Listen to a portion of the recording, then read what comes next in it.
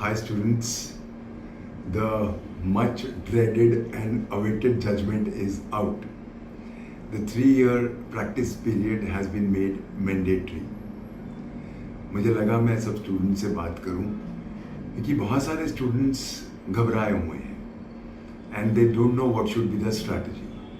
So I am putting up this video from my academy so that I can chalk out a strategy कि किस तरह से अब हमें चलना है. See, अभी जो 3 years मैंडेटरी हो गया है वो आपका डेट ऑफ एनरोलमेंट से होगा. Now you know let's take this whole thing from various aspects. पहला एस्पेक्ट ये है कि 3 साल के बाद जब आप अपेयर होंगे तो नेचुरली जजेस का expectation level will be higher from you कि आप 3 साल से प्रैक्टिस कर रहे हो, आपको अच्छी तरह सारे प्रोसीजर्स पता है and that is the reason they will be expecting far more from you. In other words, at least interview तो टफर होगी एंड जहाँ तक मैं सोचता हूँ प्रोसीजर पे ज़्यादा अब ध्यान दिया जाएगा. Now once you join your practice, जो मेरा एक्सपीरियंस है प्रैक्टिस का एंड अदरवाइज यू नो जैसे हम सब ने लॉ किया है वो हम सबको मालूम है. But you know when you will join the practice तो आप नॉर्मली क्या करते हैं कि either you are going for taking adjournments for your seniors या टाइप करा रहे होते हैं कि बेटा टाइप करा लो. तो 3 साल ऐसे ही निकल जाते हैं और 3 साल के बाद आपकी ना तो लॉ की तैयारी हुई होती है और आप वहीं के वहीं खड़े होते हो, और 3 साल के बाद जब आप अपियर होते हो क्योंकि लॉ की तैयारी नहीं है तो फिर मुश्किल हो जाता है. Now what should be the way out. मैं इसको 2 एंगल से लूंगा. पहला, that if you are still pursuing law तो 4th या 5th ईयर में ज्वाइन कर लो ऑफलाइन सेंटर्स. ऑफलाइन में ये फायदा होता है कि नेचुरली बहुत सारे एडवांटेजेस होते हैं ऑफलाइन के, जो मैं और पहले वीडियोस में बता चुका हूँ.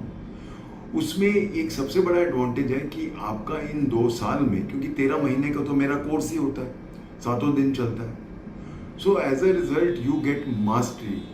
हर चीज़ की मास्टरी हो जाती है.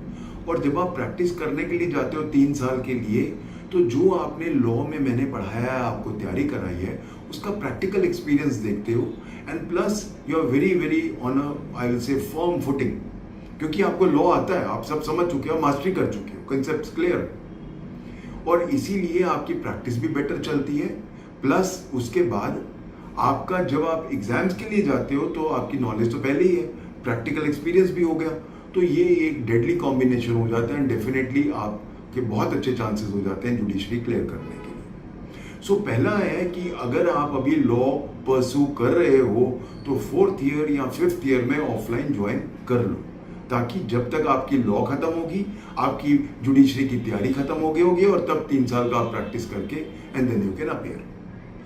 जो लोग ऑलरेडी अब लॉ कर चुके हैं उनके लिए the only way out is कि आप ऑनलाइन सिलेबस लीजिए, बिकॉज ऑफलाइन आप 9 से 5 तक तो कोर्ट में बिजी हैं and since you are getting an online में आपको सारा कुछ मिल रहा है, पुराने सारा कुछ भी मिल रहा है, आप चाहे रात को तैयारी कर लो.